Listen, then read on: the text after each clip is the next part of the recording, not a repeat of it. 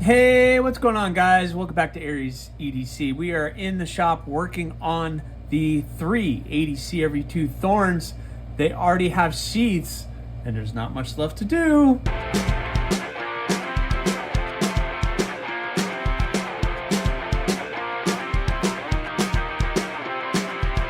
All right, so what are we doing on this video? We are just going to be finishing these up. I have to sharpen them, and we have to put the lanyards on them. We got to do just a little bit of cleanup on them, and then we are all said and done for the 80 CRV2 Thorns. Just as a reminder, these are the, again, 80 CRV2 that were ground post heat treat with the glow-in-the-dark scales with the black pins. At this point, we heat treated them, we tempered them, I ground them, and we've done all the bells and whistles on these, put in the sharpening choils, and we've done pretty much everything. And they are looking really, really good. The Thorn is a really comfortable little EDC flat back design that I had done. And these are going to be the last of the 3-finger. So these are 3-finger blades, but moving forward, I have extended that handle out. So it's a little bit like 3.5, almost 4 for some people, depending how big your hand is. But it's going to be extended a little bit more, and I really like the look of the new design. But this is the last of the water jet cut blanks that I had. Actually, not all of them, but these are the last group of them that I had. So these are the Thorns. The 4 stainless and AEB-L are still at Peter's heat treat, and might I'm hoping will be shipping back to me very, very soon. So that's the green one. The yellow one, again, we did the Kydex sheath. There's no rattle. Everything's held in really nice, and it all came out really well. I just gotta kind of clean things up, like I said, wipe them down a little bit and make them look all nicey nice. But they are all looking good. Again, the green and the yellow glow like crazy. I've done these in December of last year. I did a group of the glow, and they all turned out really well. And then last but not least is the purple. Now the purple does glow, but it doesn't glow as bright as the other 2. So don't think this is going to be a very bright glow, but it's just not. Dark colors just don't glow like the others, but we have them nice and ground down, and everything is looking good. Now sharpening won't take too long because I got all of them fairly thin. I guess that's the joys of being able to grind post heat treat, because I can get all the way to the finished thickness that I want to without any issues. I left the tip a little bit thicker, so the bevel on the tip is going to be a little bit thicker, just because the tip is probably what most people use. And an old school gentleman told me, always leave the tip a little bit thicker, because that's what people are going to be digging into. So I kind of do it that way, just the old school method. They know what they're talking about. So, but they all turned out really well, and we just went with black sheaths and the black loop, and I'm just going to put a black lanyard on them. And these are going to be dropping the end of October. So I'm going to wait until the stainless come back, and I'll drop all 7 at the same time. So these are going to be the glow, and then all the 7 are going to be in different carbon fiber. And I've kind of talked about that in other videos and live streams. But it's time to get these cleaned up and maybe talk about sharpening.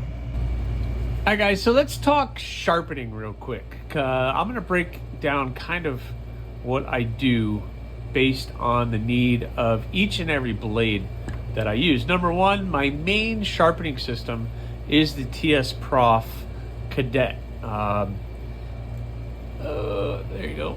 So this is the Cadet Pro, and it came with everything you see, except for 2 items on here. So you have it comes with all these stones, which I'll talk to you guys about, but there's kind of the info and for that. Before I got my TS Prof, I was using this, and this is the Work Sharp Precision Adjust, and it was a good system. It just didn't have the rough sharpening stones that I needed.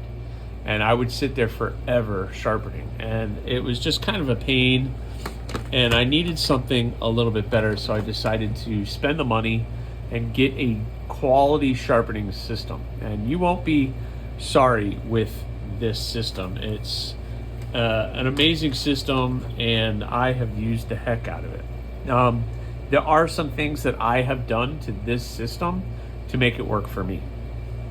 But before we get into this, there's just a couple things that I have been doing lately that kind of changed some things up. Number one, when I'm making the knife, I'm trying to get a nice thin at the edge. So either before heat treat or while I'm grinding, I try to get the edge fairly thin.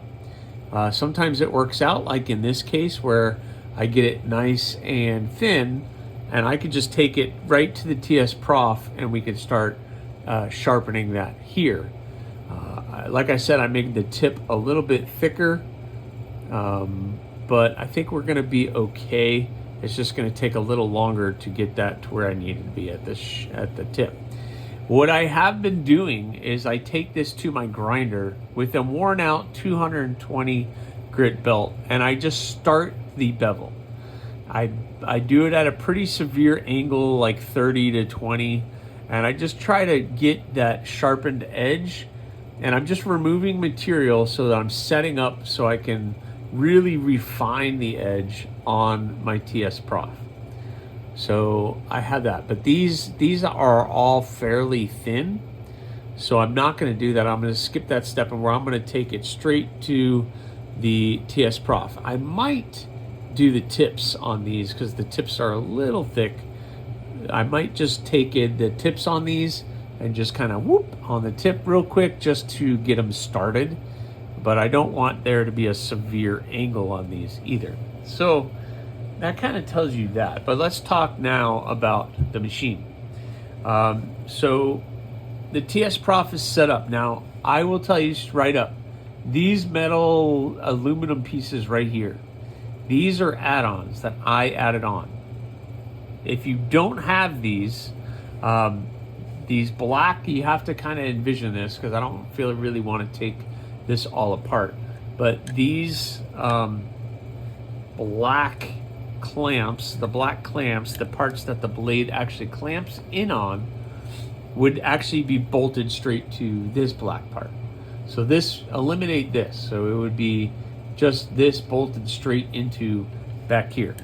And these are both fully adjustable, so I can adjust if I have a really big blade or whatever. I could fully adjust these. I, as you guys know, do a lot of small stuff. So I needed something where I could put these two together. And these L brackets, which I purchased separately, allow me to do that. If I didn't have them, these two brackets, this part, would only go as far as right here. So literally the separation between these two would be that far apart.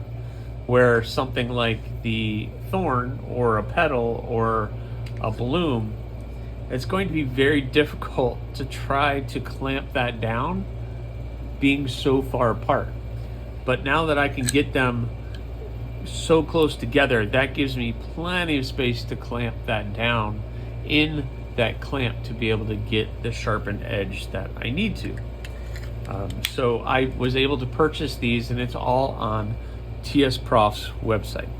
So I'm going to tighten these back up. Actually, let me center them a little bit better, just to be sure. And then so I'm going to tighten these up.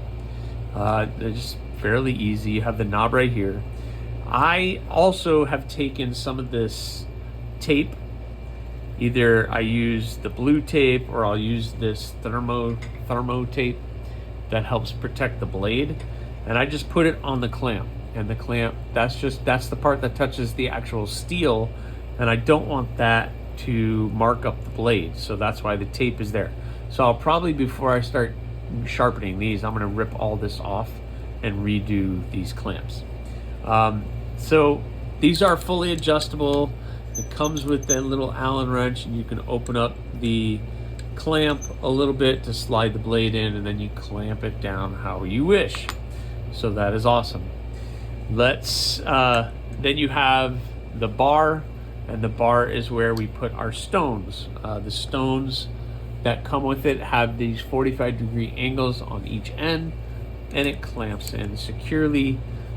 You could pull this back, and it's, again, fully adjustable. So I have a little Allen wrench I can put onto here, and that allows me to adjust things back and forth. If you're going to use a different type of stone, like I have purchased this Atoma 140 stone, and obviously it's a shorter stone, so I would have to adjust this to the length of that stone. So I'll just move that clamp down here, and then this stone would have springed in. So you have the spring end on this side, and that holds that stone in place. It's not going anywhere, which is good. When you're in the middle of sharpening, the last thing you want is for this to pop out. That would be horrible. Then on the back end of this, you have this nut, which allows you to stop the blade where you want. And I added this. This is just it's like a drill press nut, and it fit perfectly on here. And the reason I did that is because when I'm sharpening back and forth, so if I have the blade here, this stops me from going past the blade. I don't want to continue. I want the stone on the blade the entire time. So if this goes past, then it will scratch the actual blade up past where I want it to, and then it creates a whole nother issue. So I've added that piece on there. That's just an extra stop for me to do it. Now it does stink that I did that, because this is a little holder, and this holder, if this wasn't here, this will fit in here, and then this holds the blade, this part, up. So when you're switching out stones or doing everything, it'll hold it up here. But I've removed that, which that's fine. And then back here you have the adjustable angle, and I loosen this up, and then you can figure out where your angle is. You notice they don't really put degrees here, because depending on the blade, depending on the angle for which that you want, it could be a little bit different. But I move it up for a more longer angle, or like a 17 degree. If I want to go from 20 to 17, I move this up. If I want to go from 17 to 20, I move it back down. So you can see, like, razor blade versus a butcher knife, All right, so this is where you're adjusting this, and then you have this up here, which is extremely important. And I wish I would have been told this when I first got this system. But you see up here, you have this brass bit, and it's up, and I can tighten and loosen that, and that really goes up and down. The reason that's important is this is the height of your stone. So the regular stones are that height. But I also have a different stone.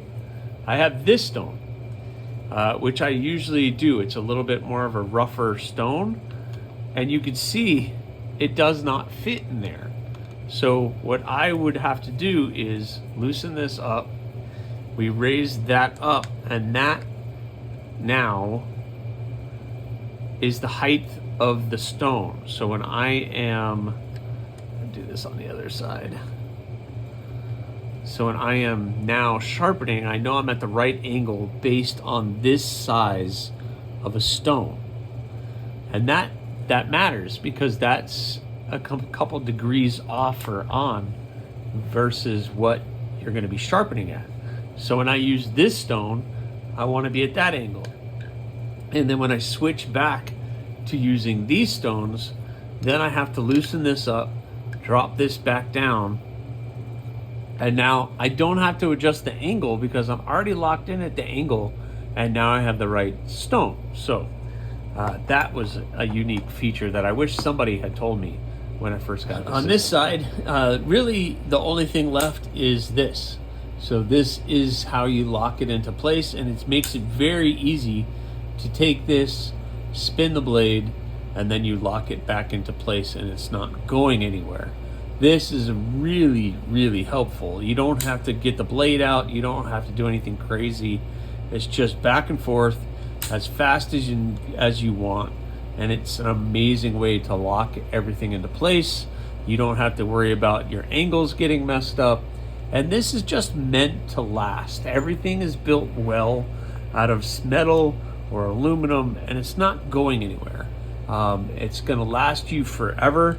You'll probably wear out the stones before you start wearing out the actual sharpening system. So that's a little bit about the TS Prof that I use. I am not an affiliate with them, and they are very expensive. They are several $100s for this system. It is something you invest in, but you're going to get a really good investment. So whether you're sharpening kitchen knives or just little pocket knives, you could still use this system. If I'm using, I can literally swing this stone off camera. I mean, it goes all the way over here, all the way over here. So if I'm doing a really long kitchen knife, I could still look at the swing on it. I could still be able to get that nice edge on even something as long as a kitchen knife. Obviously, I could adjust these and open that grip up and widen that to hold everything in place a little bit better. So it's a really great system for all of your sharpening needs. And there's a ton of different stones available for them, etc. So it's a really cool thing. So if you're interested in a really good sharpening system, I would definitely be taking a look at TS Prof. All right, guys. So excuse me for my mess that is going on over here, but I have paper here so I can cut something. I have garbage and paper towels to wipe the blade. I continually wipe the blade to get all of those shavings off. Here is where we are. So I have removed all of that tape on the end of the mounts and redid those. And I put some tape on the spine of the blade just to protect it. It protects the finish of the blade. I worked so hard on getting that finish to look so good, I don't want to ruin it. I also have started the bevel at the tip. So these blades were a little bit thicker, like I showed you guys right in the belly area here. So I went ahead at the belt grinder and just kind of slowly started to get that where it needed to be. That's just going to help me with this process when I dial everything in and get this ready for the grinding or the edge. So I have everything set up and I got everything clamped in. Everything's nice and tight. Now I got to find my angle, etc. Oh, I got to remember we're going to start with the heavy stone. Now I'm going to say this. I am not like Mr. Sharpener. I'm not Jared with Knees Knives. I am not, I'm not that guy. And what I am doing is extremely different than resharpening a blade that already has an edge. You guys have to remember that these, there's nothing there. It just comes to the edge and there is no sharpened edge on that. It comes to the edge and I am now going to profile the sharpened edge onto the blade. So for me as a maker, when I'm putting the initial edge on here, it's very, very different than just resharpening a knife, because all you're doing is finding the angle and then just fine-tuning that edge to get it where you need to be. Or even if you're reprofiling an edge, you still at least have that. This is creating the initial edge, which I feel like is a little different and unique to do if you've ever had to do it. So I'm going to use a very heavy stone and we are going to start doing this. And basically I'm going to keep flipping this back and forth until I get an even burr on the back side of the blade. It's very important that you get an even burr. So I work really hard at doing this, and if I was really good, then the thickness behind the edge would be even all the way around, and it would all happen at the exact same time, but it doesn't. And so I keep working it until I get a very even burr and I can feel it with my finger, and then that's when I really start to go back and forth, and then we go through all of the stones. I finish at a 600 stone. I usually finish at a 600 stone, gets me a nice, somewhat polished finish, and it's very slicey, and that's all that really matters to me. I want it nice and slicey. It's gonna slice through the paper, no problem. And then what I do, the final step is I take it to my polishing wheel and I just hit that edge just a little bit to remove that final burr, and that is the final chef's kiss, you know, that gives us what we want. So I am gonna start doing this, and there's no good angle. You guys, I can't do this angle, and there's no good angle to do it. So I'll check back with you guys when I'm at a good spot. So I forgot, I gotta find the angle, and I'm gonna show you guys how I find that angle. Now, first things first, I'm gonna use this stone, so that means I need to make sure, remember, I have the right thickness up here, so I adjust that. Then I can tighten that down. I know that's what we want. Then I can put this stone on the sharpener, and then I put that on the blade.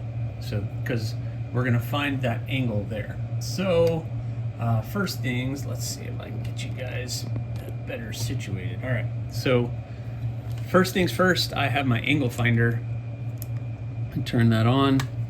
We're gonna put it here, and I need to zero that out. So now that's at 0. Hopefully you guys can see that. So that's zeroed out. Now I'm gonna come over here, lay the stone on the edge, and we're gonna see what angle we have right now. And we are at 17.2, 17.1. I'm good with that. That's how I find my angle. And I like to be around 17 degrees with my blades. So I gotta stop pushing on it. So it's like 17.2. That's a good. If I needed to make it a more extreme angle, then I would adjust this part right here. But I think we're good. I'm happy with 17.2. I'm not gonna go crazy over 0.2 of a degree. And now it's just a matter of back and forth, back and forth, back and forth, back and forth. So let's go. Okay, so I've been digging in it, but here's something that you guys need to know that I deal with: all the material that I am removing. So I am constantly coming back and wiping the blade off, getting all of that excess material off. And I've already started to feel a little bit of a burr, and so I need to flip it over and do the other side. But I remove a ton of small particles of steel off of these blades because I'm basically removing a lot of steel to create that edge. So just another little thing. All right, guys, so I'm starting to get a very even burr on both sides. Once I start to feel the burr, then with the strongest or the heaviest stone, I will do about 20 to 30 passes on either side to where I got a very even burr. So I have a very even burr all the way around. I think I want to work on that tip just a little bit more. So just a couple more passes on that tip and we should be good.